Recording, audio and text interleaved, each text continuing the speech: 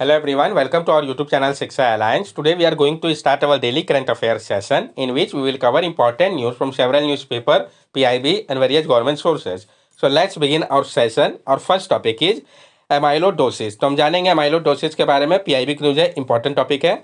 Scientist from the institute of advance study in science and technology have successfully fabricated a 2D protein monolayer using lysozyme molecule, a model protein for studying disease like amyloidosis. Scientist जो है institute of advance study in science and technology के, उन्होंने successfully fabricate कर लिया है 2D protein monolayer को उपयोग करके लाइजोजाइम मॉलिक्यूल का। तो क्या तैयार किया है, किसके मदद से, ये इंपॉर्टेंट है। ये एक मॉडल प्रोटीन है ताकि स्टडी किया जा सकेगा जो डिजीज है, जैसे कि आपका एमाइलोडाइसिस हो गया। Amyloidosis is a rare condition where accumulation of amyloid protein in organ lead to dysfunction in vital organ such as heart, kidney, liver, spleen, nervous system and digestive tract.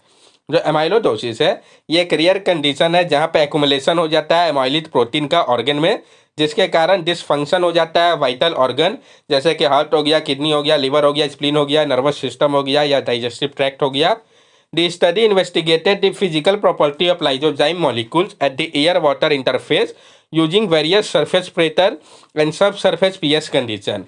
ये जो स्टडी है ये इन्वेस्टिगेट कर रहा है जो physical property है lysozyme molecule का एयर वाटर इंटरफेस पे, अलग अलग सरफेस प्रेशर पे और सब फेस पीएच कंडीशन पे। The comprehensible behavior of lysozyme monolayer was correlated with the formation of stripe-like domain with increasing surface pressure. और जो कंप्रेसेबल बिहेवियर है लाइसोजाइम मोनोलेयर का, इसको कोरिलेट किया गया है जो फॉर्मेशन है स्ट्राइप लाइक डोमेन का, जो कि इंक्रीज कर रहा है सरफेस प्रेशर को। लाइसोजाइम एक नेचुरली ऑक्यूरिंग एंजाइम है जो कि प्रोटेक्ट करता है बैक्टीरिया, वायरस और फंगी के खिलाफ। ये पाए जाते हैं बॉडीली सिक्रीशन पे, जिसमें कि tears, saliva, milk, sweat, mucus, egg white, nasal mucus, gastric secretion है। यानी कहाँ कहाँ पाए जाते हैं ये भी आपको पता चल गया। नेक्स्ट टॉपिक हमारा मिट्टी कैफे। तो जानेंगे मिट्टी कैफे के बारे में, ये है क्या समझेंगे।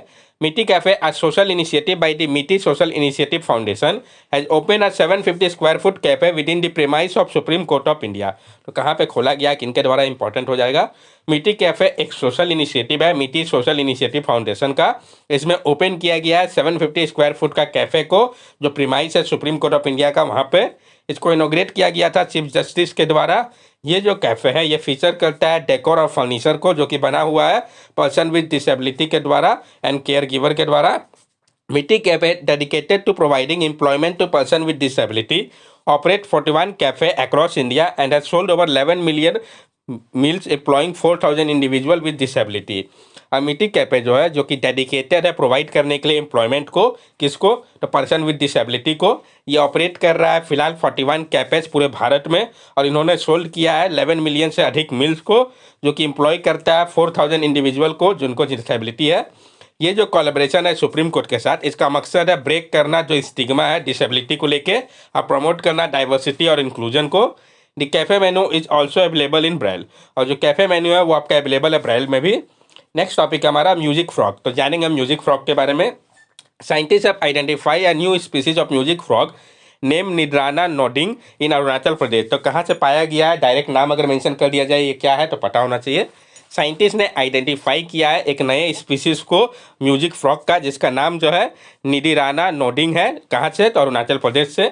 ये जो यूनिक डिस्कवरी है ये मार्क किया गया है इसके डिस्टिंक्ट फीचर के कारण, जो कि दोनों ही मेल और फीमेल फ्रॉग के वोकल पे है। The frog emit a distinctive call pattern consisting of 2 to 3 notes, resembling the sound of wild duck species. जो फ्रॉग है वो एमिट करते हैं एक डिस्टिंक्टिव कॉल पैटर्न को, जो कि कंसिस्ट करता है 2 से 3 नोट को। ये रिसेंबल करता है जैसा कि साउंड होता है वाइल्ड डक स्पीसीज का।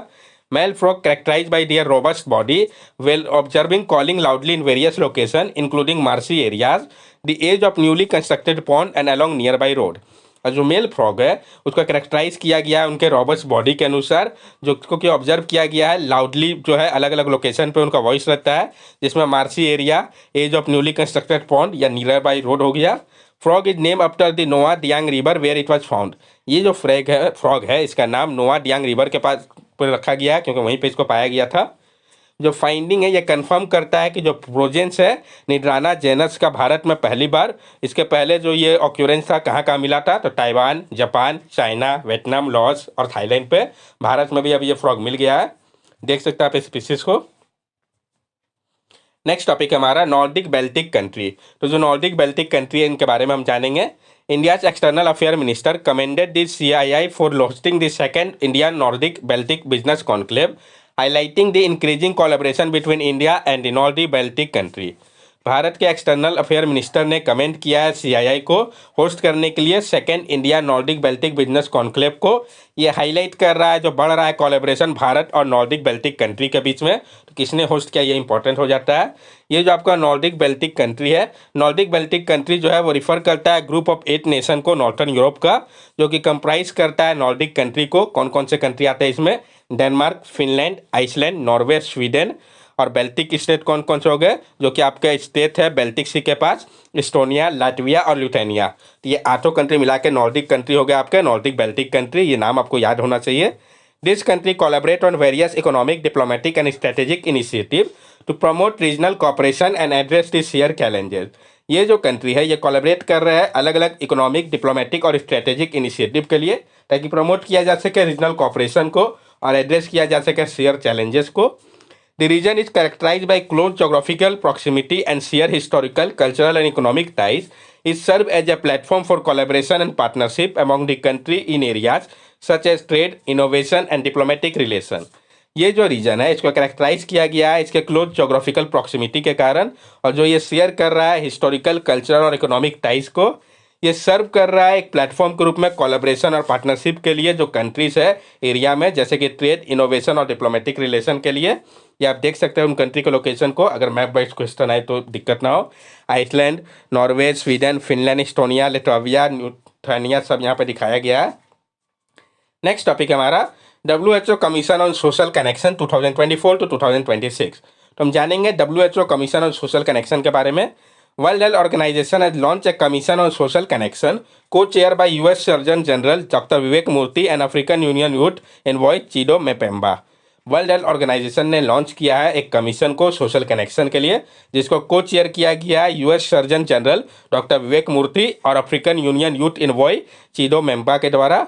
What is the commission on social connection 2024 to 2026? क्या है आपका commission on social connection 2024 to 2026? It is a 3-year initiative to address loneliness as a global health threat. The commission consists of 11 policymakers and advocates. It aims to analyze the role of social connection in health, well-being, economic progress, social development and innovation. ये आपका 3 साल का initiative है address करने के लिए loneliness को एक ग्लोबल हेल्थ थ्रेट के रूप में।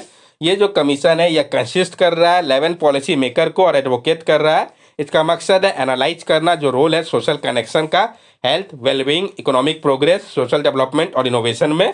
The commission seeks to define a global agenda in social connection, raise awareness and collaborate on evidence-based solution with a focus on impact of loneliness across various age group and income level। ये जो commission है ये define कर रहा है global agenda को social connection को लेके, रेज कर रहा है अवेयरनेस को और कोलैबोरेट कर रहा है एविडेंस बेस्ड सॉल्यूशन के लिए, जिसका फोकस है इम्पैक्ट ऑफ लोनलीनेस को लेके अलग अलग एज ग्रुप और इनकम लेवल के लिए। नेक्स्ट टॉपिक हमारा India APEC relation, why India must engage with APEC. Bharat और जो एपेक का रिलेशन इसके बारे में हम जानेंगे, क्यों भारत को इंगेज होना चाहिए एपेक के साथ, इसको समझेंगे हम। 2023 India Asia Pacific Economic Cooperation Summit held in San Francisco marked a significant diplomatic development as US and China resumed communication after nearly a year।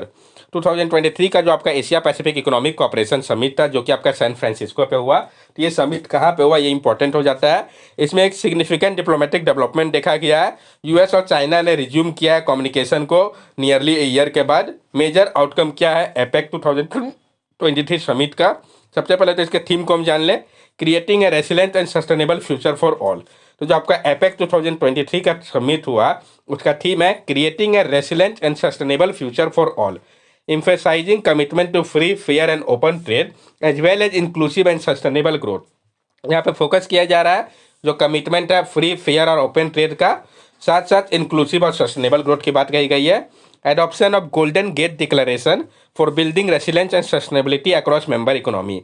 Adoption की बात कही गई है गोल्डन गेट डिक्लेरेशन को, ताकि बिल्ड किया जा सके रेसिलेंस और सस्टेनेबिलिटी को अलग अलग मेंबर इकोनॉमी के लिए। गोल्डन गेट स्टेटमेंट जो है एपेक के लिए ये आउटलाइन कर रहा है जो गोल है, जैसे कि well functioning WTO dispute settlement system by 2024 तक, और परस्यूट करने की बात कही गई है फ्री ट्रेड एरिया को एशिया पैसिफिक के लिए। Endorsement of APEC agenda on climate change and energy security, outlining specific action and target to address the climate crisis and ensuring energy security through enhance cooperation and coordination. ये endorse कर रहा है APEC action agenda को climate change और energy security के लिए। ये outline कर रहा है जो स्पेसिफिक एक्शन और टारगेट है ताकि एड्रेस किया जा सके क्लाइमेट क्राइसिस को और इंश्योर किया जा सके एनर्जी सिक्योरिटी को इनहेंस कॉपरेशन एंड कोऑर्डिनेशन के माध्यम से। US emphasized its strategy of de-risking and diversifying from China rather than complete decoupling। US का फोकस है, उसका स्ट्रेटेजी जो है डी रिस्किंग और डाइवर्सिफाइंग के ऊपर है चाइना से, ना कि पूरी तरीके से डिकपल करना चाइना को। Taiwan seeking admission to the Comprehensive and Progressive Agreement for Trans Pacific Partnership, और ताइवान जो है वो कोशिश कर रहा है कि वो शामिल हो जाए Comprehensive and Progressive Agreement for Trans Pacific Partnership में। 2023 के एपेक समिट के बारे में हम जान ले तो सबसे पहले इसके बैकग्राउंड को हम समझते हैं। इसको स्टार्ट किया गया था 1989 में इनफॉर्मल, हेडक्वार्टर इसका सिंगापुर पे है। फॉर्मली इस्टेब्लिश किया गया 1993 में 12 मेंबर्स के साथ, लेकिन प्रेजेंटली 21 मेंबर इकोनॉमी इसमें है। इंडिया जो है वो ऑब्जर्वर है नवंबर 2011 से ही, और उसने अप्लाई कर रखा है मेंबरशिप के लिए। तो भारत इसका मेंबर है कि नहीं, डायरेक्ट क्वेश्चन बन सकता है। मेंबर कंट्री की अगर हम बात करें तो फाउंडिंग मेंबर कौन कौन से है? Australia, Bruny, Canada, Indonesia, Japan, Korea, Malaysia, New Zealand, Philippines, Singapore, Thailand और यूनाइटेड स्टेट। तो फाउंडिंग मेंबर कौन कौन से ये आपको पता होना चाहिए। जिन्होंने बाद में ज्वाइन किया जैसे कि China, Hong Kong, Chinese Taipei, Mexico, Papua New Guinea, Chile, Peru, Russia, Vietnam, इन सब ने बाद में ज्वाइन किया है। मकसद क्या है इसका? मेन गोल है सपोर्ट करना सस्टेनेबल इकोनॉमिक ग्रोथ और प्रॉस्पेरिटी को। ऑब्जेक्टिव क्या है? तो ऑब्जेक्टिव इंक्लूड करता है free and open trade, regional economic integration, economic and technical cooperation, human security और गुड बिजनेस इन्वायरमेंट।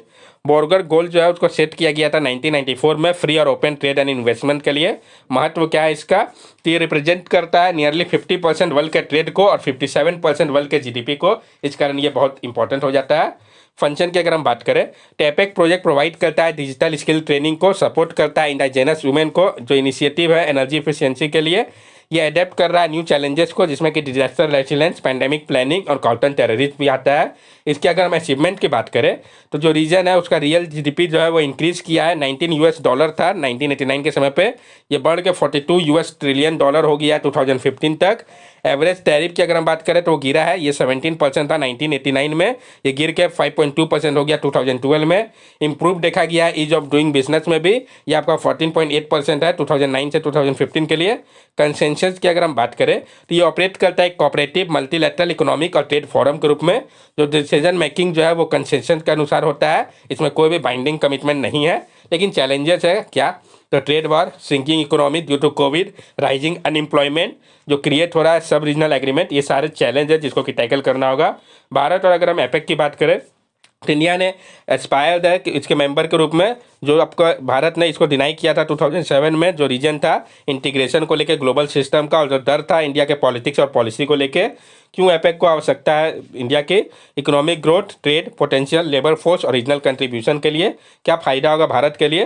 तो फ़ायदा होगा भारत के लिए कि वो नेगोशिएट कर पाएगा ट्रेड में, इंटीग्रेट कर पाएगा ग्लोबल इकोनॉमी में, बूस्ट करेगा ग्रोथ को और इकोनॉमिक रिफॉर्म ला सकेगा। वे फॉरवर्ड क्या हो सकता है? तो एपेक कंट्री को एक साथ काम करना होगा सस्टेनेबल और इक्विटेबल ग्रोथ के लिए, जिसमें कि इंक्लूड करना होगा भारत को एक क्रूशियल फ्री और ओपन ट्रेड के रूप में इंडो पैसिफिक रीजन के लिए। नेक्स्ट टॉपिक है हमारा जस्टिस एम फटीमा बीबी। तो हम जानेंगे जस्टिस एम फटीमा बीबी के बारे में। जस्टिस एम फटीमा बीबी जो कि पहली वुमेन जज थे सुप्रीम कोर्ट ऑफ इंडिया की, उनका अभी हाल ही में निधन हो गया है। इनका जन्म 1927 में केरला पर हुआ था। उन्होंने ओवरकम किया था जो चैलेंजेस था मेल डोमिनेटेड लीगल फील्ड को, वो राइज की थी एडवोकेट से लेकर सुप्रीम कोर्ट ऑफ के जज तक के लिए। जस्टिस एम फटीमा बीबी का जो लाइफ का इंपॉर्टेंट वैल्यूएबल लेसन है, इसके बारे में हम जान लें। तो जो प्रिजर्वेंस और डिटर्मिनेशन था, उन्होंने ओवरकम किया था जेंडर बायस को, सोशल चैलेंजेस को। उन्होंने प्रिजर्व किया था मेल डोमिनेटेड लीगल प्रोफेशन को, शोकास किया था अपने रेसिलेंट को और डिटर्मिनेशन को, ब्रेक किया था बैरियर को। जस्टिस बीबी जो थी फातिमा बीबी, उन्होंने सेटर कर दिया था जो ग्लास सीलिंग था, वो पहली वुमेन और मुस्लिम वुमेन बनी थी हायर जुडिशियरी में एशिया के लिए। कमिटमेंट जो जस्टिस के लिए था अपने पूरे कैरियर में उन्होंने डिमॉन्स्ट्रेट किया था, एक अनवेवरिंग कमिटमेंट को जस्टिस के लिए, जो कि एविडेंट होता है उनके नोटेबल जजमेंट को लेते हुए, जो कि अपफील्ड करता है प्रिंसिपल को फेयरनेस और इक्वालिटी का। ये एडवोकेसी की बात करती थी वुमेन राइट की। अपने लीगल रोल के अलावा जस्टिस बीवी जो थी वो वोकल एडवोकेट थी वुमेन राइट के लिए। वो फोकस कर रही थी जेंडर इक्वालिटी के ऊपर और पेव कर रही थी जो वे था फ्यूचर जनरेशन को लेकर वुमेन का लॉ पे। That's all for daily current affair session. अगर आपको हमारी वीडियो अच्छी लगी हो तो हमारे चैनल सब्सक्राइब करें, हमारे वीडियो को लाइक करें और ज़्यादा से ज़्यादा शेयर करें। These are our social media link. From here also you can stay connected with us and give us your valuable feedback. Thank you and have a nice day.